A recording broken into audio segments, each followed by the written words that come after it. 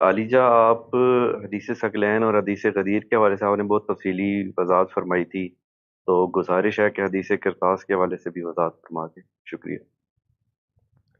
ان روایتوں سے اتنی دلچسپی مسلمانوں کو کیوں ہے؟ واقعات تھے، ہو گئے۔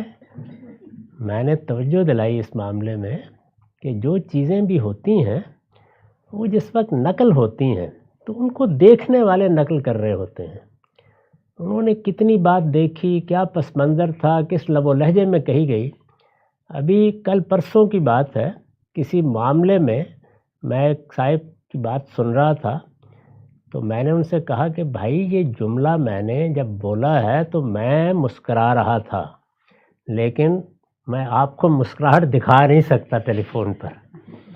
تو بعض اوقات الفاظ، اس وقت آپ کا لب و لہجہ کیا تھا، آپ تفنن طبع کی بات کر رہے تھے، اس میں بڑی غلط فہمیاں پیدا ہو جاتی ہیں۔ تو ان چیزوں کی بنیاد پر عقائد قائم کرنا، ان کی بنیاد پر دوسروں پر طعن و تشنیع کرنا، ان کی بنیاد پر مقدمات کے طریقے کے مطابق فیصلے دینا، میں اس کو بالکل غلط سمجھتا ہوں۔ میرے نزدیک ہمارے دین کے معاملے میں دو چیزیں حجت ہیں، قرآن اور سنت، وہ سب اجماع و تواتر سے منتقل ہوئے ہیں، ان میں کوئی بحث ہی نہیں ہے۔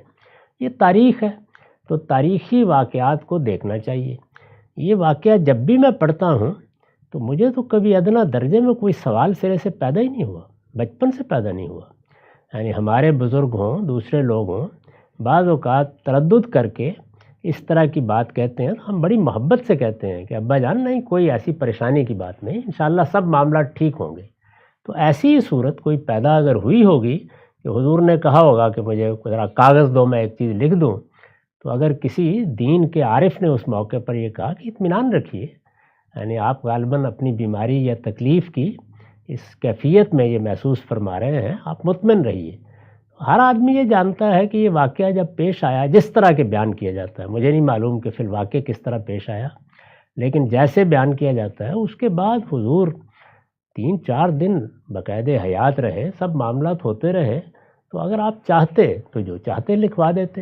اور پھر یہ کہ لکھوانا کیا تھا، یعنی قرآن کا حرف حرف لکھوا دیا گیا، سنت جاری کر دی گئی، اور قرآن میں یہ قاعدہ بھی ثبت ہو گیا کہ میرے بعد امرہم شورا بینہم کے طریقے پر سب فیصلے ہو جائیں گے۔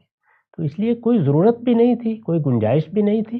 چیزوں کو اگر آپ جس طرح کے وہ ہوتی ہیں اور عام زندگی میں ہوتی ہیں اس طرح لے لیں تو کوئی سوال پیدا نہیں ہوتا۔ اب اگر آپ دماغ میں پہلے سے ایک فلسفہ پیدا کر لیں گے تو پھر کسی بھی چیز کو کوئی بھی معنی پہنائے جا سکتے ہیں۔ تو میں چیزوں کو ایسے دیکھتا ہوں۔